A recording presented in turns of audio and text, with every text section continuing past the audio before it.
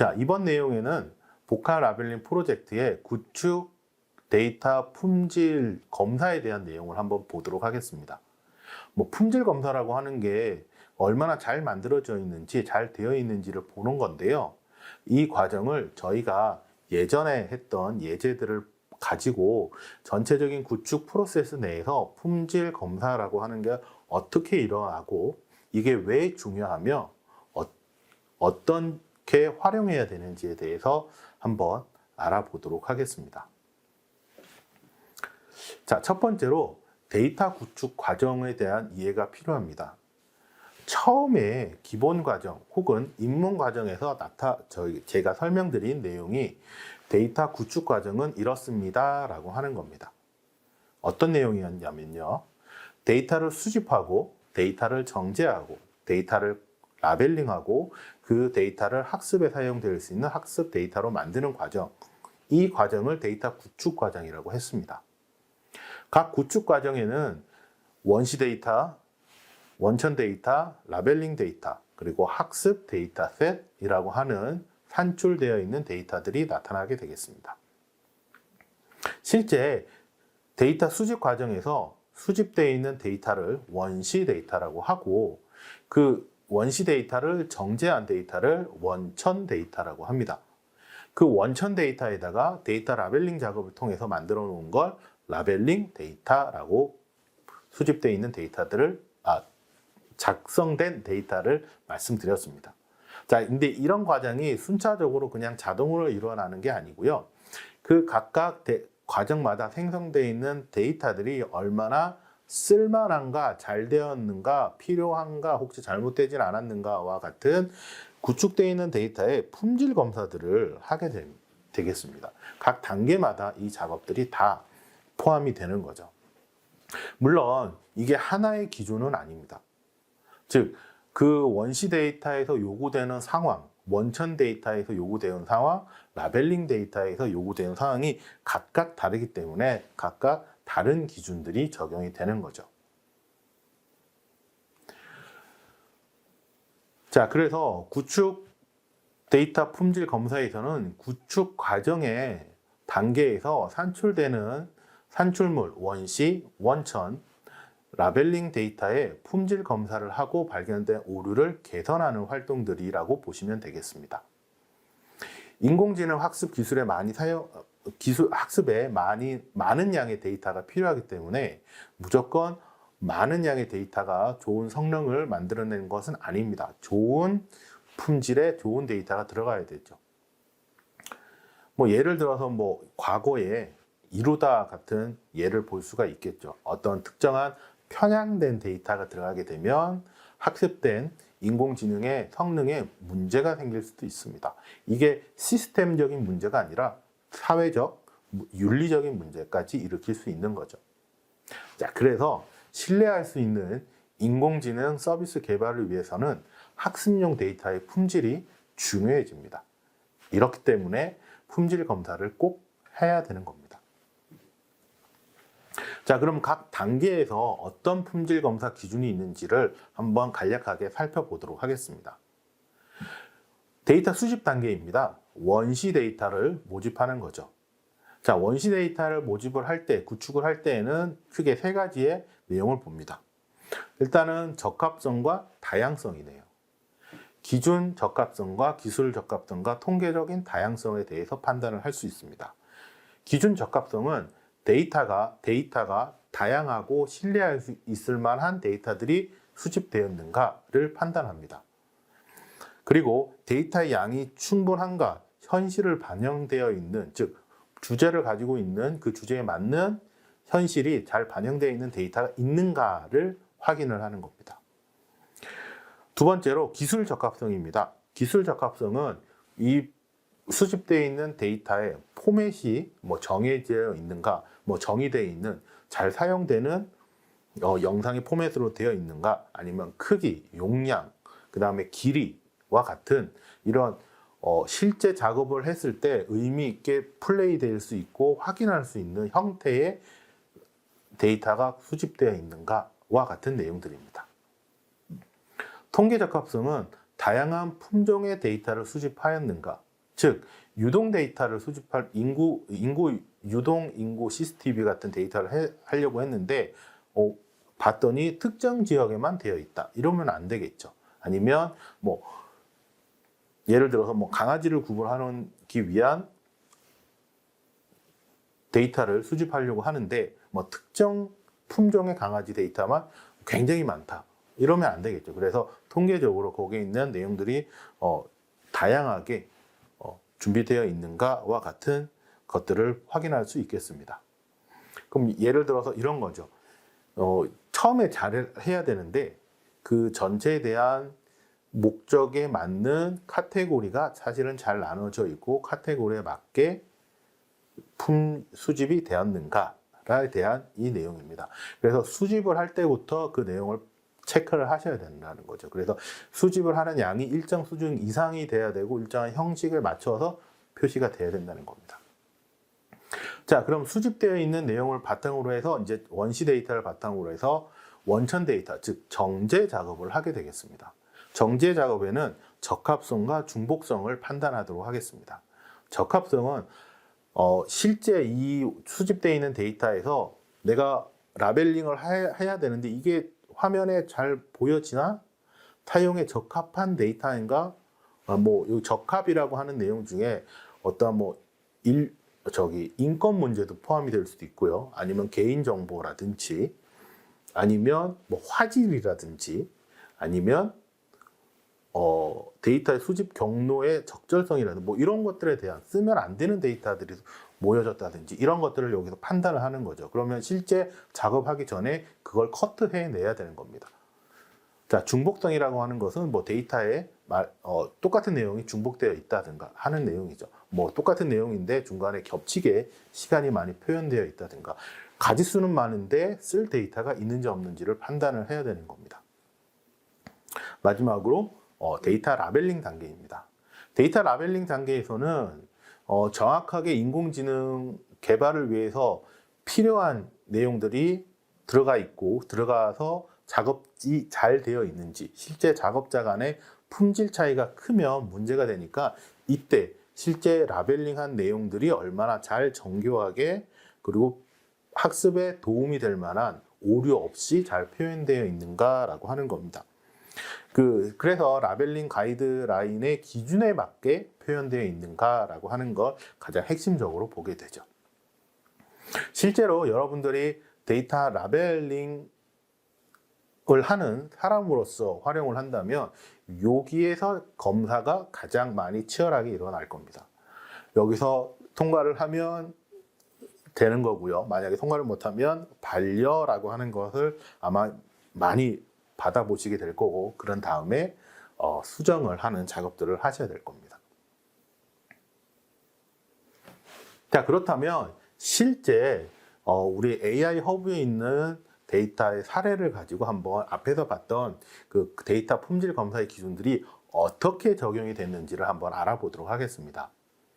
아마 그 앞에서 얘기한 적합성, 중복성 이런 내용들이 실제 프로젝트에서는 다르게 표현이 될 겁니다. 왜냐하면 그 상황이라고 하는, 즉 수집되는 데이터의 형식, 그리고 수집하려고 하는 데이터의 모양, 그리고 우리가 구분하려고 하는 데이터의 카테고리, 그리고 활용하려고 하는 분야에 따라서 각각 다른 기준들이 적용되기 때문에 실제 앞에서 얘기했던 그 기준들을 다양하게 적용을 시키는 내용을 확인하실 수 있을 겁니다.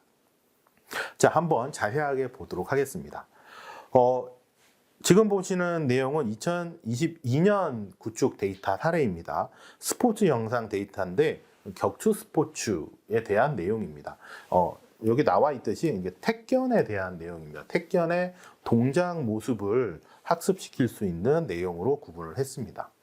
그럼 실제 이거는 어떻게 데이터를 수집하고 목적이 뭔지 한번 알아보도록 하겠습니다. 택견 동작에 대해서 그 동작을 8개의 카메라를 촬영을 통해서 데이터를 만드는 겁니다. 그러니까 한 방향에서 보는 게 아니라 8방향에서 보는 사람의 움직이는 모양을 가지고 데이터를 만드는 거죠. 그래서 택견 동작을 분석하고 이 분석된 데이터를 다양하게 쓸 수 있을 거라고 생각이 되는 겁니다.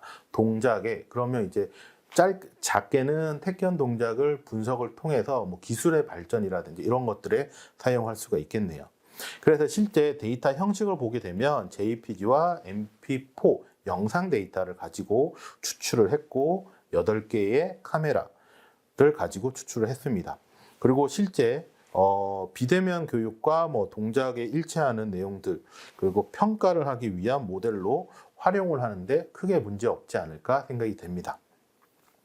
구축은 2022년이지만 2021년부터 실제 데이터를 수집을 했고 많이 했네요. 11만 7,800건의 동작의 클립들을 준비를 했습니다. 이미지상으로는 굉장히 많은 이미지가 있고 이걸 동작으로 구분했을 때에는 10,000가지가 넘는 동작으로 구분을 했다고 합니다. 수집. 그러니까 똑같은 내용도 방향을 다르게 해서 했으니까 다양한 모습으로 준비를 했네요. 자, 그래서 원시 데이터에서는 데이터 수집 과정에서 원시 데이터에서는 초급, 중급, 고급 수준별로 80명의 시연자를 이용을 해서 선정을 했고 그 8대의 카메라도 똑같은 카메라가 아니라 딥 카메라, 즉 여러 개의 채널이 있는 카메라 그리고 시미 카메라라고 통해서 약간 입체적으로 볼 수 있는 카메라들을 이용을 했다라고 합니다. 시연자들도 연령, 성별, 신장에 따라서 다르게 구분을 하고 각각 구분되어 있는 동작들을 폴더별로 따로 생성을 해서 각기 다르게 적용을 해서 수집을 했습니다. 결국 이 원시 데이터를 수집하는 과정에서 그럼 판단을 해야 될 기준들을 앞에 잠깐 설명드렸는데 수집의 적합성, 그 다음에 분류의 다양성을 생각해 보면 이렇게 되는 거죠. 수집을 했는데 이게 한 사람이 똑같이 하는 동작이면 안 된다는 거죠. 그럼 어떻게? 아까 봤던 여러 사람, 초급, 중급, 고급에 대한 수준별, 그 다음에 연령대별, 신체별로 각각 다른 형태의 모습들을 수집을 했다라고 하는 거죠. 그러면 다양한 사람들의 동작들이 나오게 되는 거죠.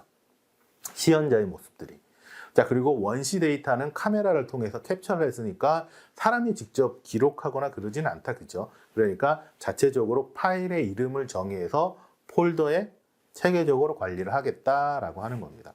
자, 그래서 그 내용들을 판단을 했고 실제 그 동작에서 문제가 생기면 이 문제가 생긴 영상을 재촬영을 했다는 겁니다. 근데 재촬영을 할 때 어떻게 이 판단을 누가 했다?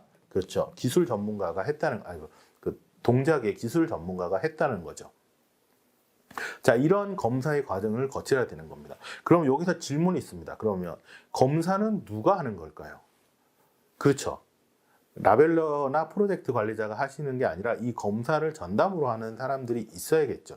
자, 그래서 우리가 그 데이터 워커 라벨러들과 프로젝트 관리자 그 중간에 품질 관리자가 함께 일을 하게 되는 겁니다. 물론 프로젝트 관리자가 품질 관리자를 겸업해서 사용하기도 하고 그 만약에 그 데이터 라벨러가 인원이 많다라고 하면 데이터 라벨러 중에 품질 관리자를 선정하기도 하겠죠. 근데 이번 같은 경우에는 그 품질을 판단할 수 있는 사람이 그렇죠. 그 분야의 전문가가 이 판단을 할 수 있기 때문에 전문가를 이용해서 판단을 했다는 겁니다. 자, 그래서 앞에서 만든 기준에 맞춰서 그 원시 데이터를 잘 수집을 했다는 거죠. 정제 작업은 여기서는 크게 문제가 되지 않았습니다. 왜 그러냐면 어떠한 동일한 카메라를 가지고 동일하게 그 스튜디오에서 작업을 했기 때문에 데이터의 품질과 포맷은 크게 문제가 되지 않았고요. 대신에 그 각각의 그 동작과 그 내용들을 신체적 구조에 따른 다양하게 되어 있는 내용들을 분류하는데 그 작업들을 폴더 정리를 통해서 정리를 하였습니다. 그래서 뭐 정제라고 하는 게 어려운 기술이나 이런 게 아니라 데이터를 라벨링하기 전에 내가 그 데이터 원천 데이터를 깔끔하게 이해하기 쉽게 명확하게 앞에 얘기한 적합성과 다양성이 잘 포함될 수 있도록 만드는 과정이라고 보시면 되겠습니다.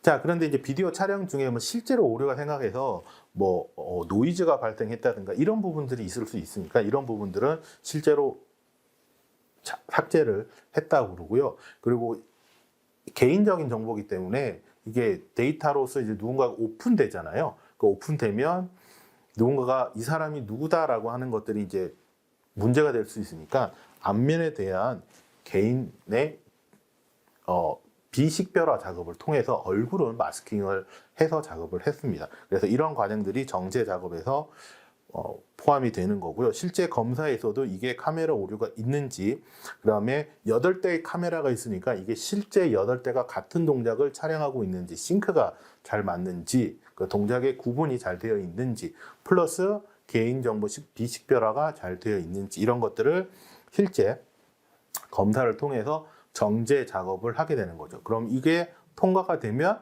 원천 데이터로서 의미가 있게 사용이 되는 겁니다. 자, 이번에는 라벨링 단계입니다. 그래서 그렇게 수집되어 있는 내용들을 라벨링을 통해서 작업을 하는데, 이때 사용된 게 스켈레톤을 이용을 했답니다. 자, 그래서 사람의 동작이니까 그 사람의 동작을 나타내는 스켈레톤을 생성을 하고 거기에 따른 포인트를 찍어서 구분을 했습니다.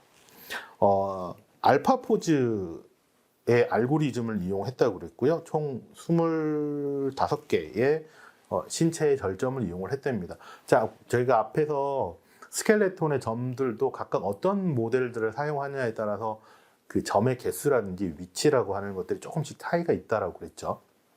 그래서 그 키포인트를 이용해서 했고, 그게 정확하게 점이 제일 찍혔는지를 검사를 하는 겁니다. 그래서 검사 기준이기도 하고 라벨링 기준이기도 합니다. 그래서 잘 찍혔는지에 대한 내용이고요. 그럼 뭐 오태깅, 과태깅, 미태깅 것 같이 해야 되는데 잘못했던가, 잘못 찍었던가, 엉뚱한 데 찍었다든가 하는 것들을 각각 구분을 해서 했습니다. 그러면 반대로 얘기하면 라벨러 입장에서는 이걸 생각하면서 해야 된다는 거죠. 절점, 그러니까 그 관절이 있는 지점에 벗어나 태깅을 해서 수정되지 않은 경우, 이건 뭐 오태깅 했다는 거죠. 그러니까 점을 잘못 찍었거나 동작에 맞지 않는 동작명이 라벨링이 됐다든가, 그 다음에 숙련도, 신장 이와 같은 구분을 했는데 그 카테고리가 잘못적으로 파일됐다든가, 이런 오태깅, 잘못 태깅한 것들이 있는지 없는지, 있으면 안 되고 이렇게 하지 마세요라고 하는 거죠. 과태깅, 점을 25개를 찍어야 되는데 뭐 30개를 찍었다든지 이런 것들이 잘못되게 되겠죠. 하나의 동작에서 그 스켈레톤이 뭐 2개가 들어간다든지 하는 경우들이 있을 겁니다. 표시되어 있는 개수보다 적게 들어간다든지 하는 것을 여기서 포함되게 하는 거죠. 실제 검사를 할 때는 상당히 공수가 들어갑니다. 왜냐하면 앞에서 실제 그 기준들에 따라서 오태깅이니 아니면 키포인트 검사를 할 때 그 점들이 얼마나 잘 찍혀 있는지를 보잖아요. 근데 실제 이거 볼 때에도 마찬가지 사람이 직접 봐서 화면을 확인을 하게 됩니다. 자, 그러기 위해서는 8대의 카메라에 대한 내용들을 보고 각각 화면에 포인트들이 제대로 되어 있는지를 한 장 한 장 함께 살펴봐야 되는 거죠.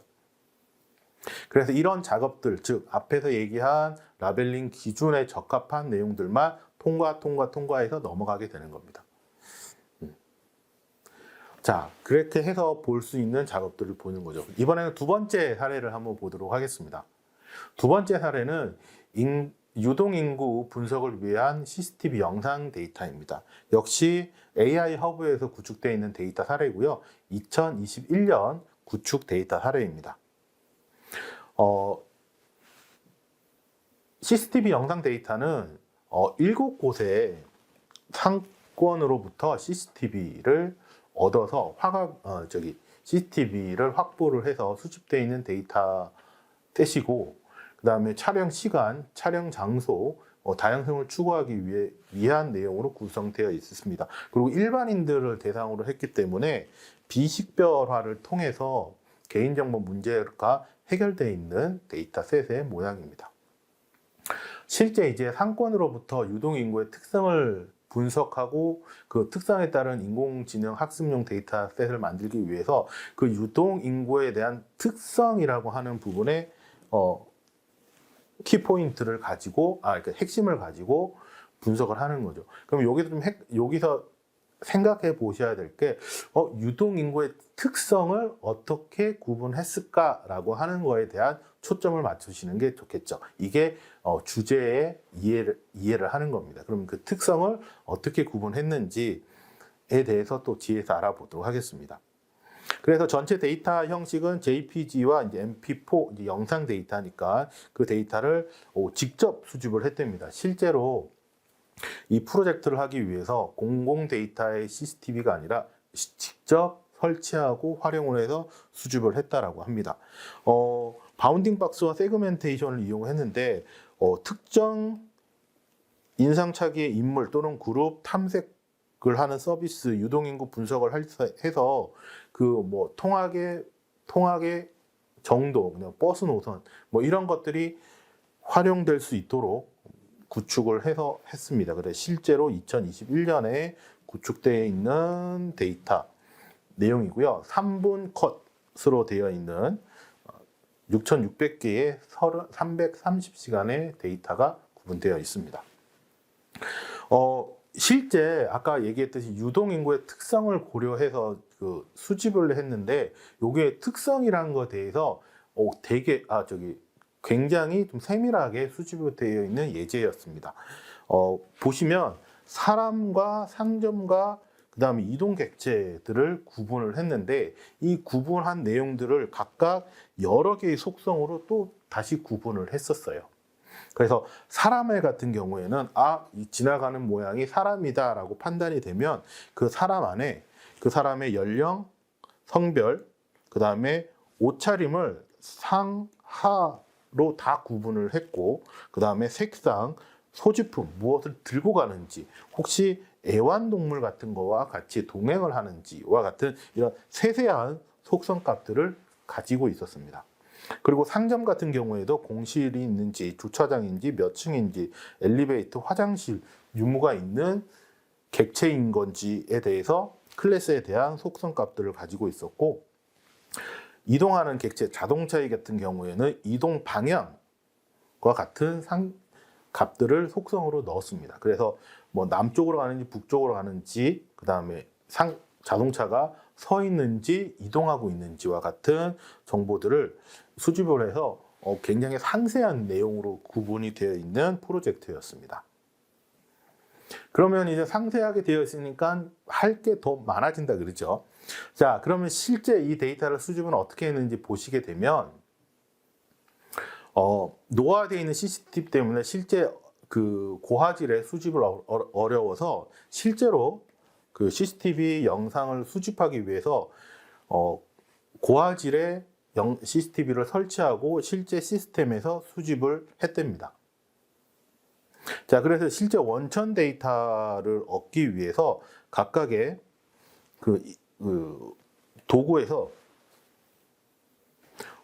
원천 데이터를 얻기 위해서 실제로 수집 영상, 그 다음에 영상되어 있는 데이터의 프레임, 그리고 각 3분마다 그 프레임을 잘라서 데이터들을 자동으로 수집할 수 있는 프로세스를 가지고 원시 데이터를 수집을 했습니다. 그러면 실제 이제 거기서는 이제 기계가 자동으로 센싱돼서 들어오는 데이터이기 때문에 실제 검사를 할 때에도 여기 있는 내용들이 파일의 정확한 위치에 따라서 표시가 되는지를 명확하게 이제 볼 수가 있겠죠. 수집되는 방식은 이제 기계적으로 하기 때문에 그거는 크게 신경 쓸 필요 없지만, 그래 실제 파일의 데이터 명이라든지 이런 것들은 이제 신경을 쓴 거죠. 역시 마찬가지 비식별화에 대한 문제가 크기 때문에 그 수집 단계에서 비식별화에 대한 문제를 해결을 하는 게 가장 큰 문제였고, 이를 위해서 실제 이제 비식별화 프로그램을 이용을 했다고 합니다. 그리고 그 여기 있는 또 다른 문제가 하나 또 있었는데, 식별화를 위해서 그 데이터가 실제 원시 데이터가 수집될 때 외부로 유출되거나 하는 이런 문제들이 있기 때문에 실제 보안에 대한 문제까지 신경을 써서 데이터를 수집을 했습니다. 그래서 이런 내용들이 검사 단계에서 잘 포함이 되어 있는지를 확인을 한 거죠. 정제 단계에서는 앞에서 말씀드린 그 3분마다 특정한 컷을 했기 때문에 그 자동으로 그 프로그램을 돌려서 실측을 했고, 이게 실제로 3분마다 잘 컷이 됐는지를 확인을 해서 작업을 했습니다. 그리고 영상에 대한 내용들이 각 클래스마다 적용돼야 되기 때문에 그 클래스들을 또 나누어서 라벨러를 해줄 사람들이 필요했고 그 과정을 여러 사람들이 함께 했습니다. 그래서 전체적으로는 프로그램을 이용을 해서 작성을 했기 때문에 크게 문제는 없었고 대신에 그 완성되어 있는 데이터를 실제 기준에 맞춰서 잘 적용되어 있는지를 확인하는데 사람이 일일이 보는데 시간이 많이 걸렸다고 합니다. 그래서 전수 데이터를 육안으로 검사를 했다라고 합니다. 그래서 검사라고 하는 작업 자체가 오히려 일이 되는 작업인 거죠. 그래서 무엇을 자동으로 하고 어떤 것은 인력이 들어가고 하는 것을 볼 수가 있을 겁니다. 그리고 이제 실제 라벨링 하는 단계입니다. 앞에서 살펴봤듯이 그 각각의 객체에 대해서 그 클래스들을 구분을 했고 각각의 속성들을 구분되어 있기 때문에 그 속성들에 따라서 가이드를 다 일일이 다 주게 된 겁니다. 화면에서 보시면 실제 작업을 했던 화면의 내용들이 이렇게 포함이 되어 있는데요.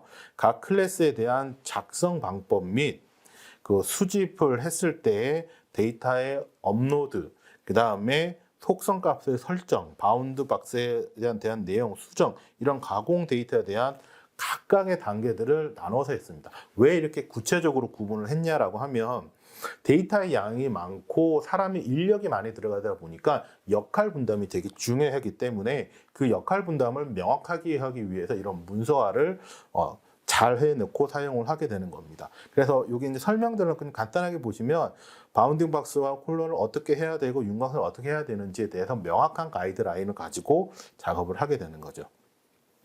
그래서 이거는 각각의 가이드라인을 더 세분화해서 그 속성마다 더 나누어서 보는 거죠. 앞에서 제가 설명드릴 때 그 객체에 대한 속성을 더 구체적으로 하다 보면 그 작업에 대한 여러 가지 기준을 마련하는 데 시간이 오래 걸린다고 그랬죠. 그래서 실제 이 작업 같은 경우에도 그 가이드라인에 나와 있는 태깅에 대한, 즉 라벨에 대한 가이드라인만 A4로 한 5장 이상 되는, 한 10장 가까이 되는 내용이었습니다. 그래서 바운드 박스를 태깅을 할 때 라벨링 해야 되는 것과 하지 않아야 되는 거, 한 것과 안 한 거, 방향을 나타낼 때는 동서남북 중에 몇 퍼센트 그 숫자의 값으로 360도의 기준값으로, 그다음 사람의 연령대는 어린이, 10대, 어른, 그리고 노년층, 시니어 뭐 이런 식으로 구분을 해서 표시를 하고 자동차, 액세서리, 그다음에 옷에 대한 내용들, 그다음에 각각의 건물들의 내용들을 어떻게 하겠다라고 하는 그 기준을 명확하고 하게 만들어 놓고 작업을 하세요라고 하는 거죠. 그럼 검수는 어떻게 해야 될까요? 그렇죠. 그 검수에 따라서 작업을 기준을 하게 되는 겁니다. 그래서 각각의 기준에 오태깅, 과태깅, 미태깅 되어 있는 내용들이 있는지 없는지, 있다라고 하면 오태깅의 기준은 무엇이고 과태깅의 기준은 무엇인지를 명확하게 보여주는 거죠.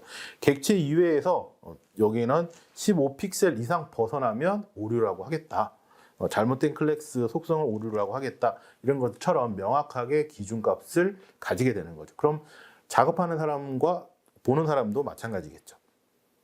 또 객체를 판단이 불가능할 경우 예를 들어 가로 세로 픽셀이 20에서 45 픽셀 이하이면 라벨링 분류 대상에서 체계에서 아닌 걸로 처리를 해주세요. 뭐 이런 식으로 표시를 하는 거죠. 그럼 기준 이상에 되어 있는 것 중에 하지 않은 것들은 무엇이 있는지 이렇게 표현이 되는 겁니다. 자, 그래서 가이드북, 가이드라인의 기준에 맞춰서 라벨링이 잘 됐는지 안 됐는지를 이제 판단을 하는 게 이제 라벨링 검사 단계가 되는 거죠. 역시 마찬가지 많은 양이기 때문에 이런 것들은 사람이 직접 라벨링을 하게 될 거고 이 작업을 통해서 그 반려되는 데이터의 실제 양들과 함께 고생을 했다라고 합니다. 실제로 요 라벨링 작업을 할 때 보고서에 나와 있기로는 한 100명 정도의 인력이 투입이 됐다라고 합니다. 자, 근데 이번 과정에서 제가 핵심적으로 예를 들어서 보여드린 이유가 뭐냐면 실제 많은 인력이 동원이 되고 실제 많은 데이터를 다루다 보니까 그 품질 관리를 위해서 조직화를 하는 부분들이 잘 되어 있어서 제가 소개를 드리려고 하는 겁니다. 자, 그래서 실제로 검수 담당, 품질을 관리하는 담당 팀이 따로 있었고, 실제 라벨을 하는 관리자가 그 사람들이 이제 실제 여러 워커들이 존재를 하는 거죠.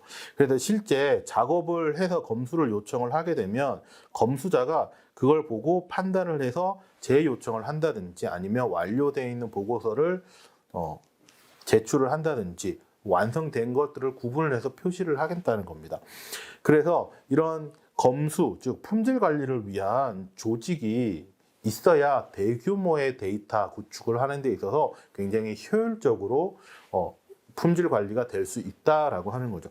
물론 이제 대부분의 이제 프로젝트 관리자들이 품질 관리자의 역할을 병행하는 경우들이 있는데요.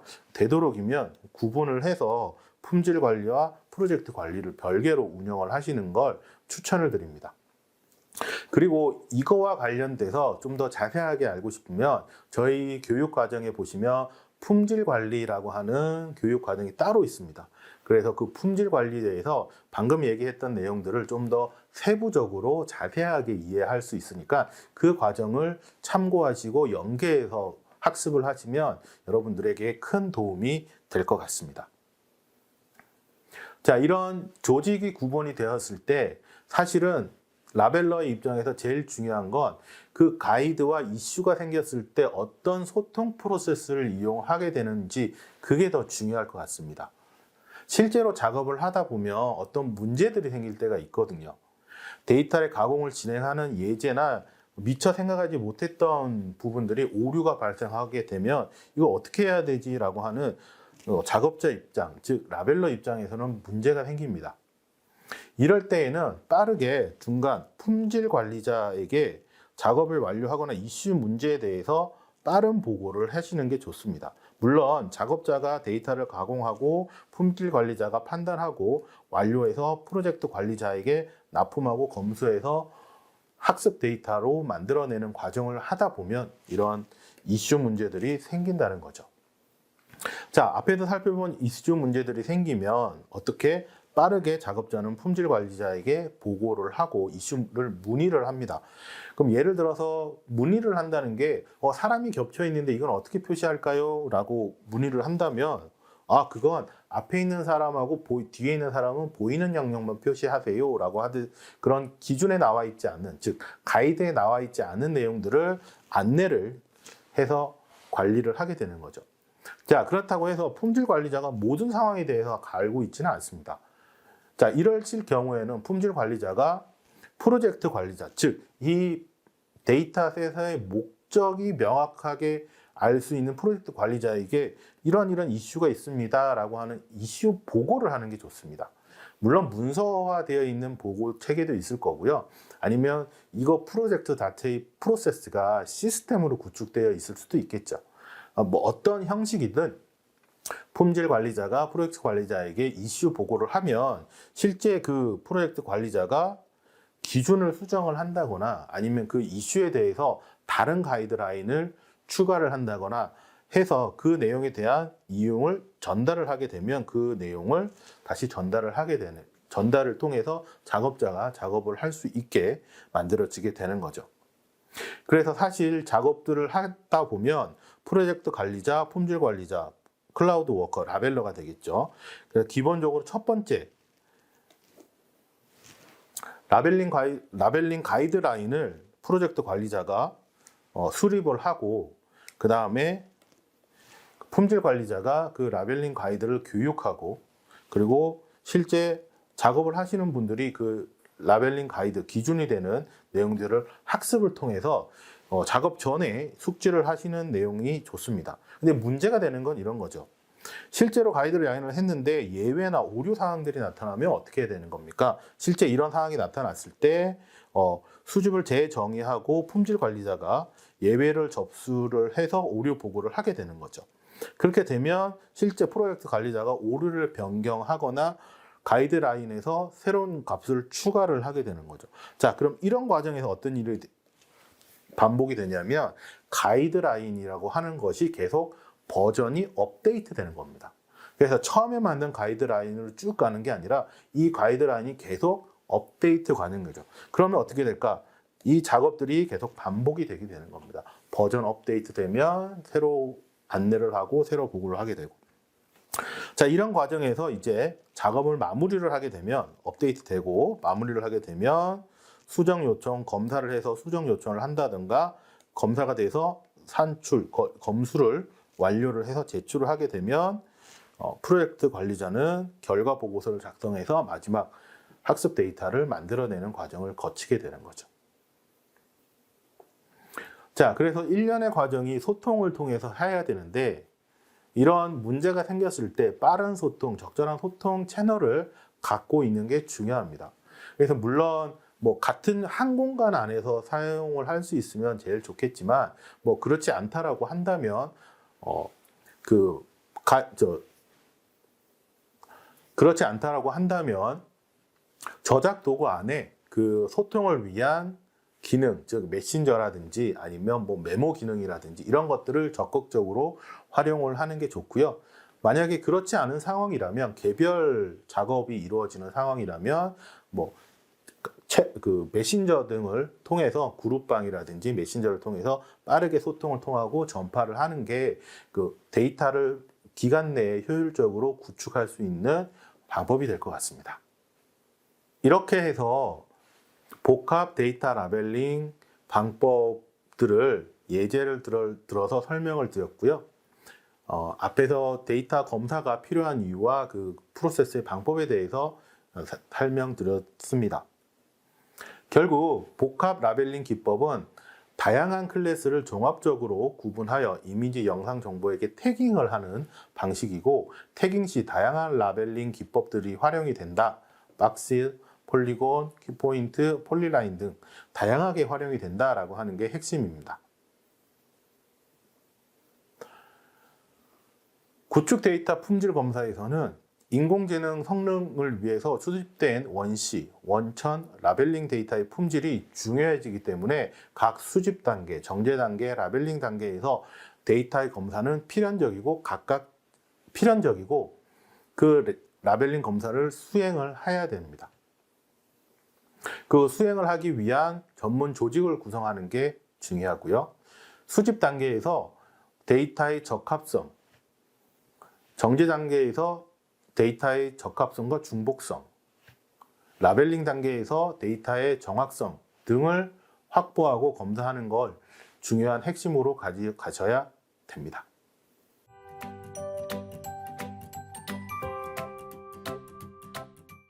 이상으로 이번 교육을 모두 마치겠습니다. 여기까지 오시느라 수고하셨습니다. 감사합니다.